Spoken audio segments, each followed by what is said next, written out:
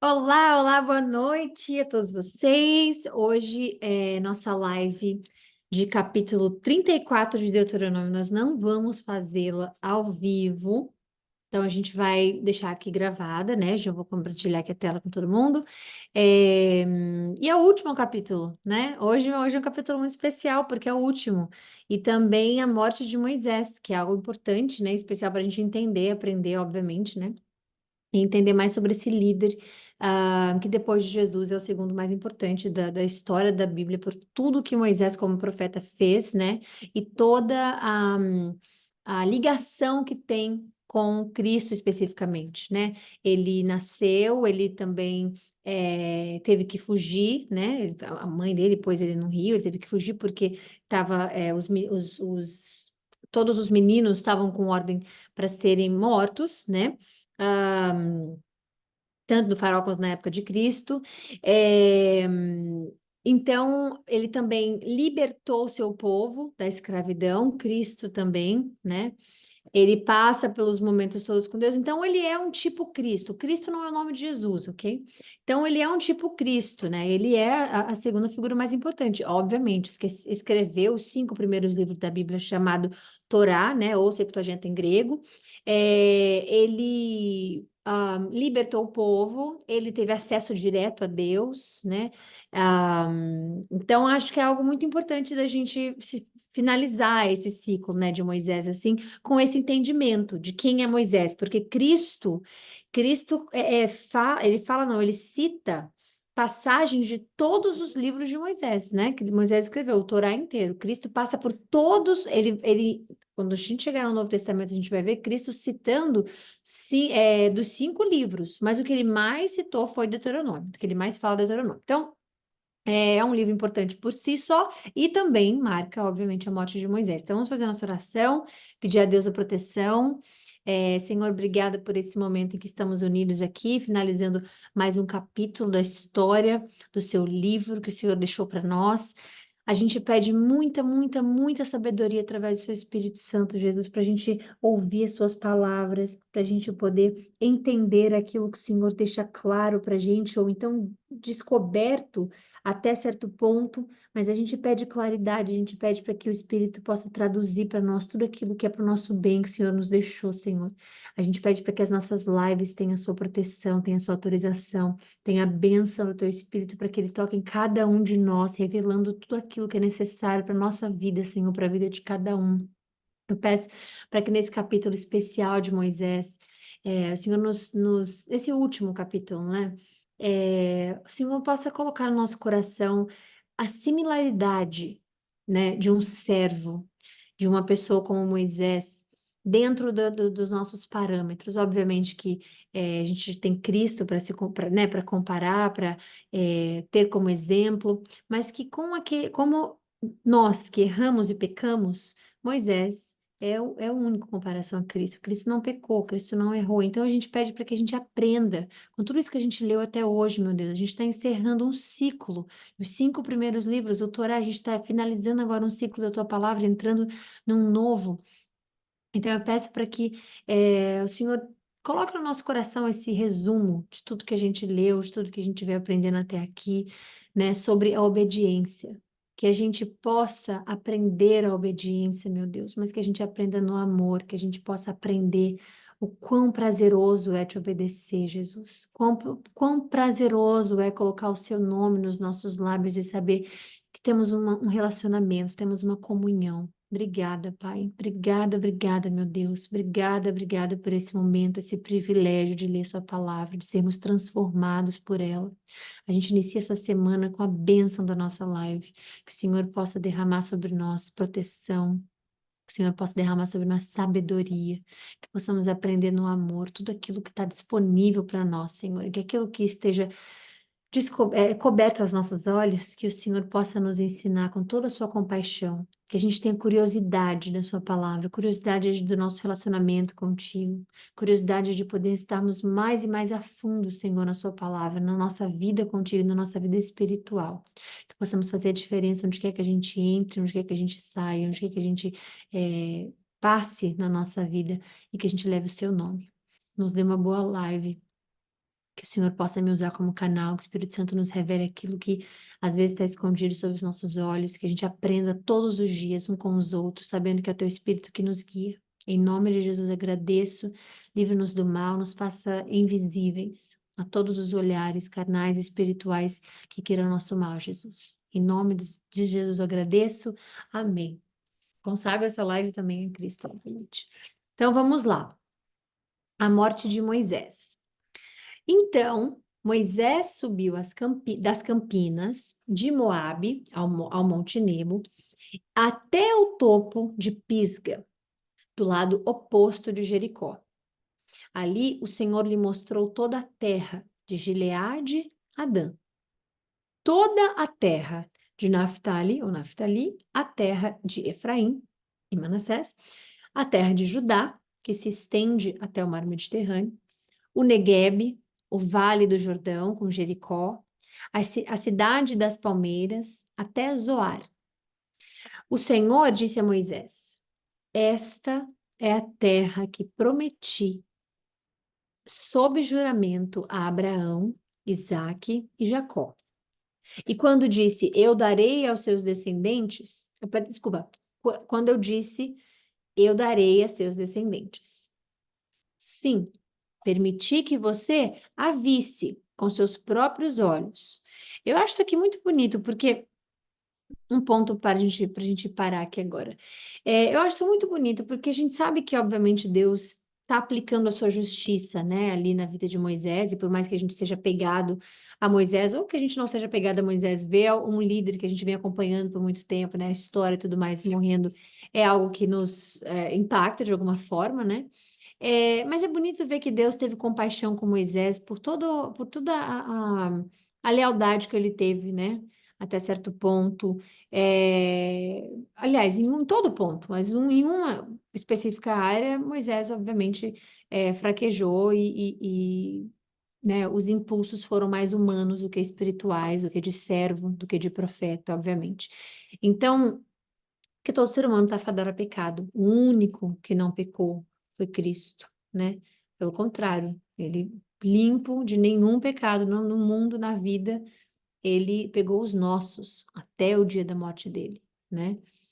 Ele veio de uma fonte sem pecado, é por isso que Maria, mãe de Jesus, ela tinha que ser, né, sem pecado, não podia ser qualquer pessoa, por isso que ela era virgem, porque primeiro você tem que ser virgem, a gente já leu aqui todas as regras e tudo como Deus, né, ele ordena, tem que ser virgem para poder casar. Então, ele não podia vir de nenhum casal, né, ele não podia vir de ninguém que já, um pai e uma mãe que tem pecado e tudo isso. Jesus tinha que vir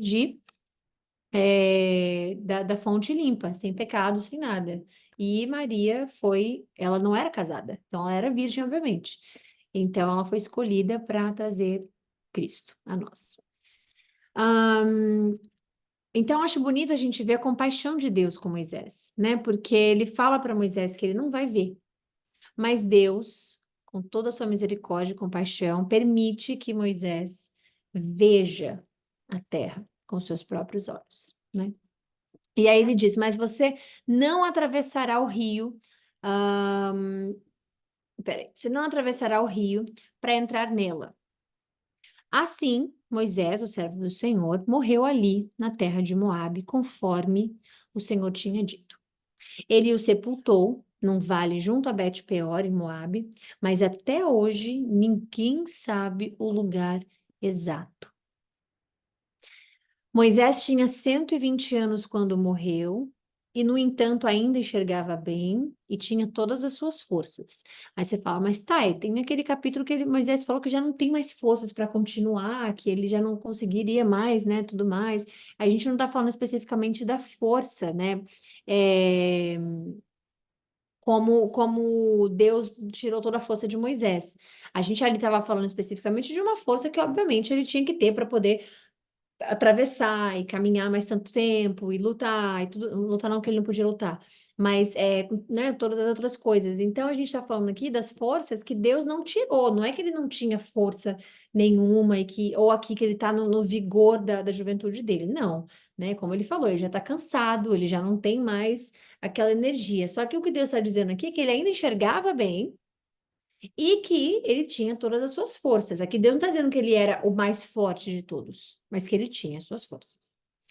Os israelitas prantearam a morte de Moisés por 30 dias nas campinas de Moabe, até se cumprir o período do ritual de luto. Josué, filho de Num, estava cheio do espírito. Josué, a gente já sabe que é quem vai pegar agora, vai pegar a rédea de tudo. Então, Josué, filho de Num, estava cheio do Espírito Santo. Cheio do espírito de quê? De sabedoria. Então, a sabedoria, ela é algo exclusivo de Deus. Você vê que, como ele diz do Espírito Santo, ele fala, filho de Num, estava cheio do espírito de sabedoria. Não está falando do espírito de braveza, o espírito de alegria, o espírito de sabedoria. A sabedoria, ela vem de Deus, porque ela é algo que estava no início da criação. Então, nenhum homem pode se autodeclarar sábio. Ou a pessoa é muito sábia, a pessoa pode ter experiência de vida, isso sim. A pessoa pode ter maturidade, isso sim. A pessoa pode. Agora, sabedoria ninguém conquista, Deus dá. E através do Espírito Santo dele. Pois Moisés havia imposto as mãos sobre ele. Então, Moisés o abençoou ali, né? Colocou a mão sobre Josué, que ele já ia pegar ali agora o cargo dele. E Deus colocou ou encheu do Espírito Santo, né? Do Espírito de sabedoria. Por isso, os israelitas lhe obedeceram e fizeram o que o Senhor havia ordenado a Moisés. Nunca houve em Israel outro profeta como Moisés, a quem o Senhor conhecia face a face. O Senhor o enviou ao Egito para realizar todos os sinais e maravilhas contra o Faraó, contra todos os seus servos e contra toda a sua terra. Com grande poder, Moisés realizou atos temíveis diante dos olhos de todo o Israel. Finalizamos. Eu acho linda essa parte. Sempre dá vontade de chorar nessa parte, porque a gente vê assim que Deus finaliza, né, o capítulo da vida de Moisés assim, de uma forma muito, como é que eu posso explicar? Graciosa, né? Nunca houve ele falando assim, acho lindo Deus colocar isso em respeito a Moisés, ao que ele fez, né? Como a gente acabou de falar, né, até certo ponto, quando eu mencionei certo ponto, veio a necessidade da explicação. Não é até certo ponto, ele fez em tudo, mas em um ponto específico, né? Foi o momento ali em que ele quebrou a santidade com Deus, como Deus mesmo falou, que ele quebrou a parte da santidade dele, né? Para com o Senhor. Então, aliás, do Senhor, depois aprova a santidade do Senhor. Então, assim, é bonito ver que Deus ainda dá essa chance dele ver a terra prometida, né? Dele ver que, nossa, eles estão indo para lá, assim, que Deus está com eles, porque Moisés amava muito o povo, Moisés intercedia por eles o tempo inteiro, Moisés, né, passava por tudo aquilo que eles passaram juntos. Então, eu acho bonito ver como o Senhor abençoou a vida de Moisés, nos dá a entender, nos mostra, né, que Moisés é um exemplo, obviamente, de obediência, de amor, né? Seu propósito ali, a sua missão, né? Que ele teve. E a gente vê que Moisés começou com medo lá atrás. Moisés começou com, não, não, não, não, né? Não sei falar direito, né? E aí Deus falou, as palavras que saíram na sua boca não vêm de você, vêm de mim. Então, assim, eu estou te chamando. Moisés foi chamado, né? E escolhido. Isso que é muito lindo. E nós também somos chamados, nós também somos escolhidos. Então, é importante a gente ver o quão similar, às vezes, né, nossa vida tem em relação a Moisés, porque ele foi chamado para servir a Deus, né?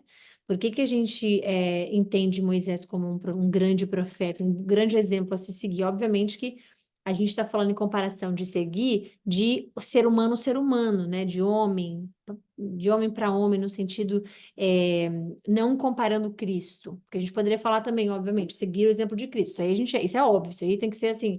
a assinatura da nossa vida. Isso aí tem que ser o ponto principal da nossa vida. O núcleo da nossa história é servir e ser como Cristo, né? Mas a gente falando como alguém que erra, a gente não pode pôr Cristo. Alguém que peca, a gente não pode botar Cristo. Então, para a gente, né, ter esse momento de ligação assim com Moisés, é, é um exemplo bom de a gente ver, porque ele teve, né, nuances de raiva, ele teve compaixão, ele teve, né, ele explodiu quebrando a tábua, né, as tábuas e tudo mais. Então a gente vê que não é um, como é que fala? Não é um exemplo ruim da gente entender e se seguir. Mas enfim, é isso, finalizamos. Deus, muito misericordioso, mostrou Moisés a terra que eles vão ocupar, que ele prometeu, aliás, que ele prometeu a eles. É, E aquele dia Moisés foi embora. Moisés, até hoje, existem pessoas que tentam achar o corpo de Moisés, para vocês terem ideia. Vocês podem colocar isso no Google, que vocês vão ver, pode botar no YouTube, né? Tantas pessoas tentando achar Moisés, porque Deus fala onde especificamente ele morreu, mas ninguém vai achar. Você pode procurar, pode o que for acontecer, ninguém vai achar, porque a Bíblia ela é atemporal, né? Obviamente que ela tem períodos, né, escritos, óbvio, antes de Cristo, depois de Cristo, né? A gente tem Apocalipse também, que é o futuro. A gente tem isso, mas o ensinamento dela, a parte da essência da Bíblia, ela é atemporal. Quando Moisés morreu, né? Ele fala aqui, ó, até hoje ninguém sabe o lugar exato. Aí imagina, você acha o lugar exato, aí você fala, não, que mentira da Bíblia. A gente achou já, o corpo de Moisés está ali. Imagina, hoje, no caso. Então, não vão achar nunca, né? O que vai nos levar também à nossa próxima discussão, quando chegar no período, né, no momento correto, de a gente ver que o anjo, o Miguel, né? O anjo Miguel, ele lutou para o corpo para ter o corpo de Moisés, porque Lúcifer, né? Satanás, meu Deus, queria o corpo de Moisés. E a gente vai ver isso depois. Isso vai ter. A gente vai falar sobre isso mais lá na frente, né? Lúcifer queria o corpo dele e a gente vai ver Miguel, arcanjo, porque são três super anjos, né? E que protegem, que são os arcanjos, né? De proteção. Então, tem o Miguel e Lúcifer também era um desses anjos poderosíssimos, né? Então, assim, a gente vai ver isso mais lá na frente. É uma única passagem que fala sobre isso, que abre tantas possibilidades a gente imaginar, que, meu Deus. E também, obviamente, no Monte da Transfiguração, a gente vai ver no Novo Testamento, quando Moisés está lá com Elias, né? E a gente fica pensando como pode o corpo de Moisés estar lá. Então, corpo não, né? Ele vai estar transfigurado, mas ele está lá. Então, ninguém vai achar o corpo de Moisés e a gente vai falar sobre, né, isso mais lá na frente, obviamente, tá? Jesus, Moisés e Elias. É, mas é isso. Finalizamos a nossa live aqui hoje. A gente volta amanhã, se Deus quiser, para honra e glória do Senhor Jesus. E a gente vai iniciar Josué, capítulo 1. Então, que bênção, que maravilha. E Deus vai nos usar muito, vai nos ensinar muito a partir do livro de Josué. E agora a gente entra numa outra fase, numa outra, como eu vou explicar isso? Numa outra atmosfera bíblica, digamos assim. Tá bom? Então é isso. Um beijo, fiquem com Deus, até amanhã, se Deus quiser. Bom descanso para vocês.